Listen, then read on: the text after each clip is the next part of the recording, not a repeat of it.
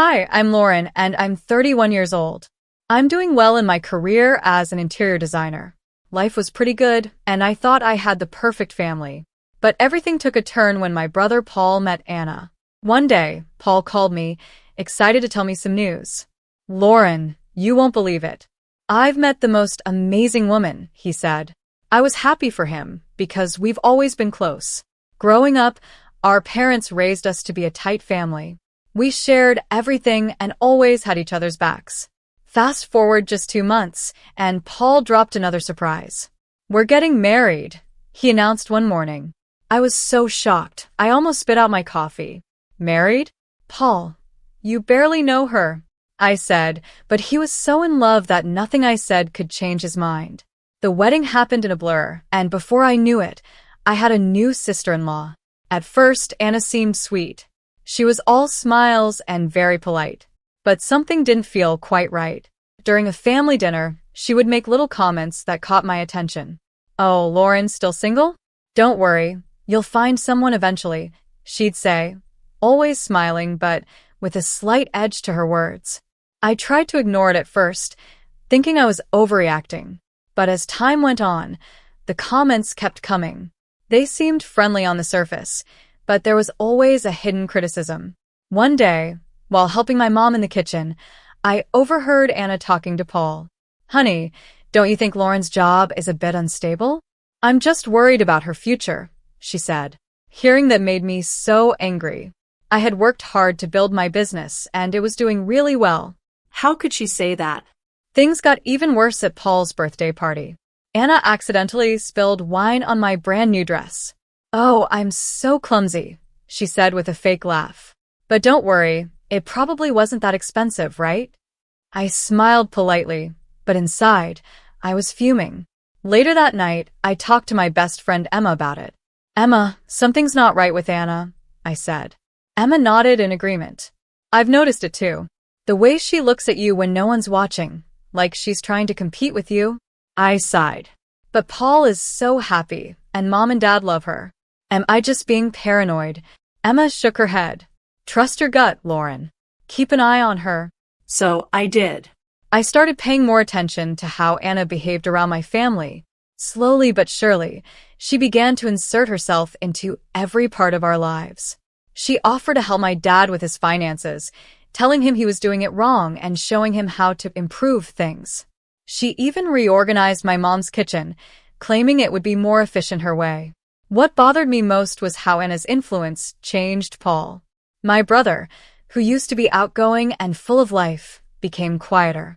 He started letting Anna make decisions for him. On a shopping trip with my mom, I tried to bring it up.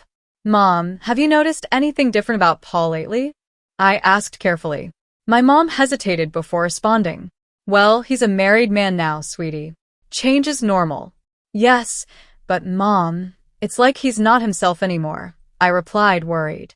She patted my hand and smiled. You're just not used to sharing him. Give it time. But time only seemed to make things worse. Every family event was filled with tense silences and passive-aggressive comments from Anna. It was like walking on eggshells every time we were together. I could see that my family was slowly changing, and not for the better. I wasn't sure what to do next, but one thing was clear. Anna wasn't the person she pretended to be. I always tried to keep the peace. Whenever Anna made those sneaky, mean comments, I would bite my tongue and stay quiet. But it was starting to affect me. The stress was getting too much, and I could feel it in my work.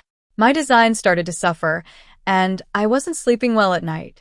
One evening, after a particularly rough family dinner where Anna quietly criticized everything from my outfit to my latest design project, I couldn't take it anymore.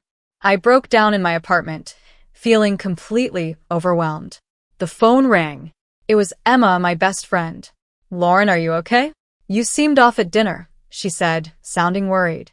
I couldn't hold back any longer. Everything came pouring out, my doubts, my fears, and how I felt that Anna was slowly pulling Paul away from the family. Emma listened carefully and then said in a firm voice, Enough is enough, Lauren. It's time to find out what's really going on with Anna. There's more to her than meets the eye, and we're going to figure it out. After we hung up, I felt a mixture of determination and fear.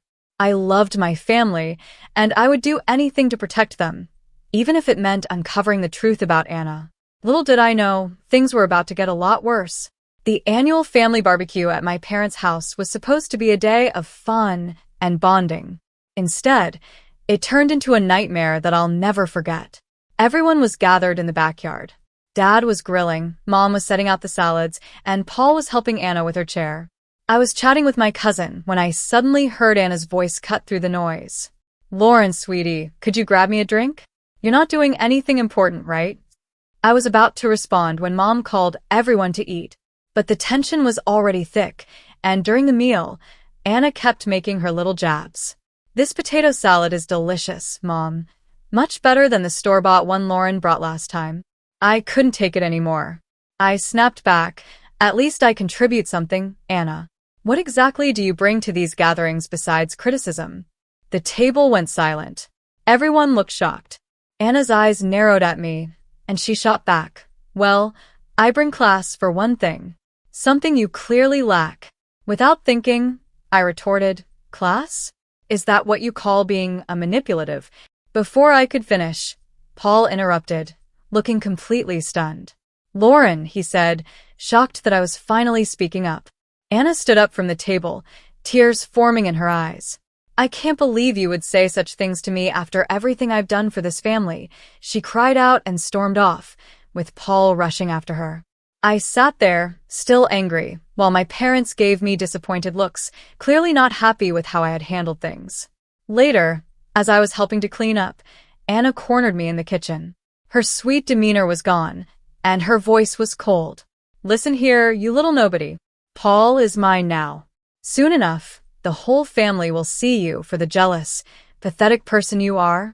I couldn't believe what I was hearing. "You're delusional, Anna," I shot back. That's when she did something I never expected. She grabbed a fistful of my hair and yanked it hard. "Am I? Let's see what Paul thinks about his precious sister now," she said with a twisted smile. Before I knew it, she was dragging me by my hair into the living room where Paul was talking with Dad. Paul. "Look what your sister did. She attacked me," Anna cried out, pretending to be the victim. Paul's eyes widened in shock as he looked at me. "Lauren, what the hell?" he said, clearly confused and upset. I stood there, stunned, trying to process what had just happened, knowing things would never be the same again. I tried to explain the situation, but Anna's fake tears drowned out anything I had to say. She was putting on a show, making it look like I was the bad guy.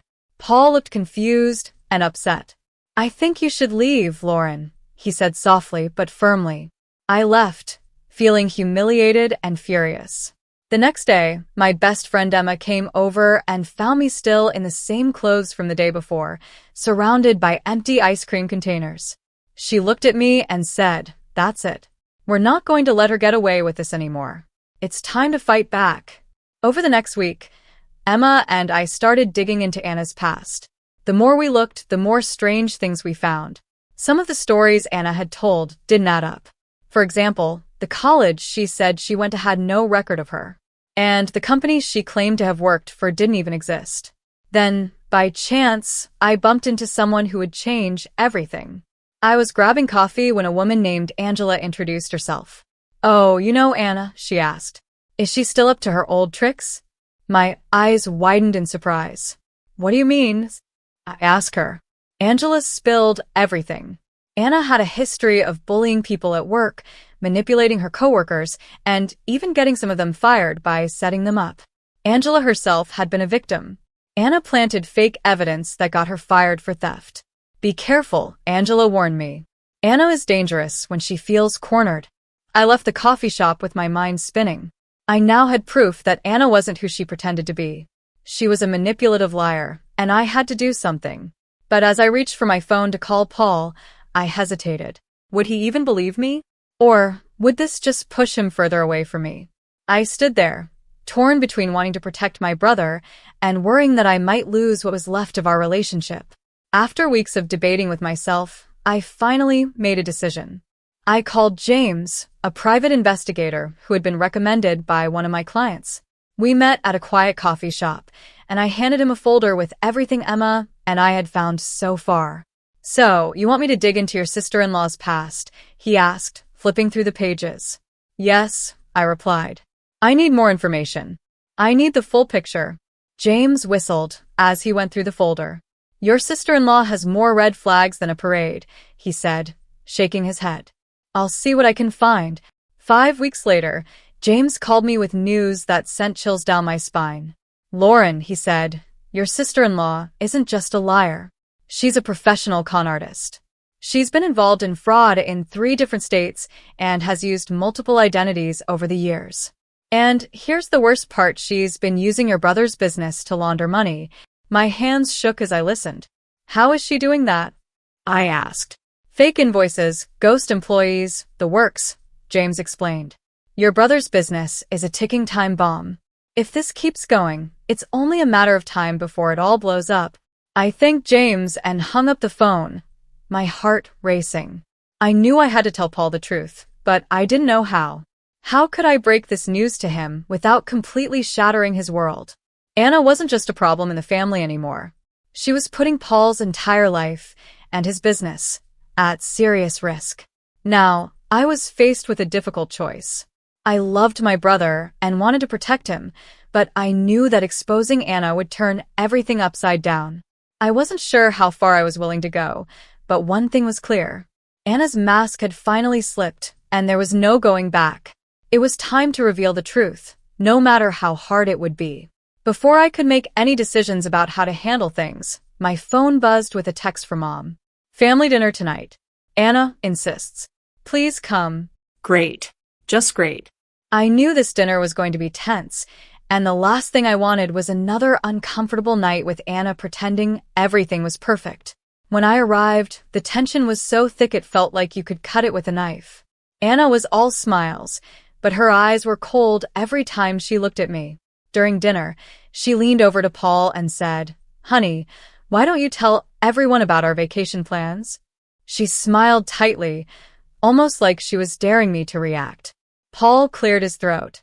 "Well, we're thinking about taking an extended trip, maybe for 3 months. I nearly choked on my wine. 2 months? What about the business?" I asked, shocked. Anna's smile got even tighter. "Oh, Paul can run things remotely, right, sweetie?" she said, as if she had already made the decision for him. Paul just nodded along, looking unsure but unwilling to challenge her. After dinner, I pulled Paul aside in the kitchen. "This trip, are you sure about this?" I asked quietly. He sighed and looked down. "Lauren, please. Anna thinks it'll be good for us to get away for a while, have some time apart from everything here." I bit my tongue, realizing how deeply Anna had him wrapped around her finger. Paul didn't seem like himself anymore. Over the next few days, I reached out to Angela and some of the other people Anna had wronged in the past. We formed a small support group, sharing our stories and any evidence we had collected about Anna's manipulative behavior. "We need to stop her before she ruins more lives," Angela said during one of our meetings. I nodded, feeling a plan starting to form in my mind. For the next week, I worked hard, gathering every single piece of evidence I could find. I wanted to make sure I had enough proof to convince everyone. But Anna wasn't stupid. She must have sensed something was going on. One evening, as I was leaving my office, I found my car tires slashed. A note was left on the windshield that read, "Back off, or next time it won't be just the tires." My hands shook as I called Emma. "She knows, Emma. Anna knows I'm onto her." Emma's voice was firm. "Then we move now, before she can do any more damage." I agreed. It was time to act. I called my parents, Paul, and the rest of the family. "Emergency family meeting tomorrow night. It's about Paul's safety," I told them. As soon as I hung up, doubt started creeping in. Was I doing the right thing? What if this plan backfired? But then I remembered Paul's defeated look, how Anna had twisted everything and manipulated him. I had to do this for him. The next day felt like it dragged on forever. I triple-checked all my evidence and practiced what I was going to say. Just as the evening approached, I got a text from Paul. "Anna's not feeling well. We might not make it." My heart sank. Of course, she would try to avoid the meeting. I quickly texted back, "Please, Paul. It's important." I wouldn't ask if it wasn't. Hours passed with no response. I started losing hope, thinking that Paul might never show up.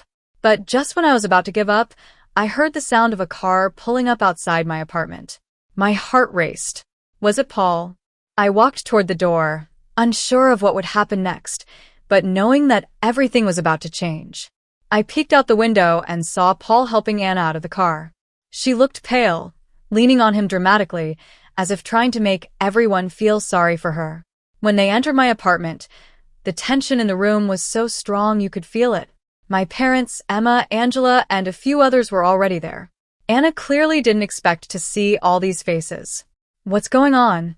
Paul asked, confusion all over his face. I took a deep breath and said, "Paul, everyone, it's time you knew the truth about Anna." Anna's eyes narrowed. "Lauren, you're being ridiculous," she snapped, but I didn't let her continue. I pulled out a stack of documents I had been gathering for weeks. "Anna, or should I say Melissa? Or maybe Nancy? How many identities do you have?" I asked, my voice steady. Paul's face turned pale as I laid out all the evidence. The stolen identities, the fraud charges, and the way she had been laundering money through his business. Angela and the others backed me up, sharing their own experiences of how Anna had manipulated and deceived them in the past. Anna tried to cut in, her voice rising in panic. "They're lying, Paul. Baby, you know me. You know I wouldn't do this." But Paul wasn't buying it anymore. I could see the disbelief in his eyes turning into anger. "Is it true? Have you been using my company to launder money?" he asked her, his voice shaking. That's when Anna's mask finally cracked. The sweet, innocent act she'd been putting on disappeared, and her true self came out. "You're all idiots," she screamed. "Paul, you are so easy to manipulate. And the rest of you? You're pathetic." My mom gasped, my dad's fists clenched, and Paul looked completely broken. Anna tried to make a run for the door, but Angela stepped in her way. "Not so fast," Angela said firmly. "The police are on their way."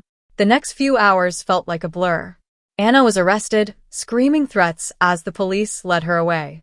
Paul sat there silently, trying to process everything that had just happened. Days turned into weeks, and Paul filed for divorce. He worked day and night to save his business from the mess Anna had created. And I was there for him every step of the way. Months later, we were celebrating the successful relaunch of Paul's company. He pulled me aside and said, "Lauren, I'm sorry I didn't believe you sooner. Thank you for not giving up on me." I hugged him tightly, feeling like our bond was stronger than ever. As I looked around at my family, now free from Anna's toxic influence, I realized how important it is to trust your instincts. Standing up to someone who tries to tear your family apart is hard, but it's worth it. We were free. We were together. And we were stronger after going through the storm. That's the end of my story, but now I want to ask you something.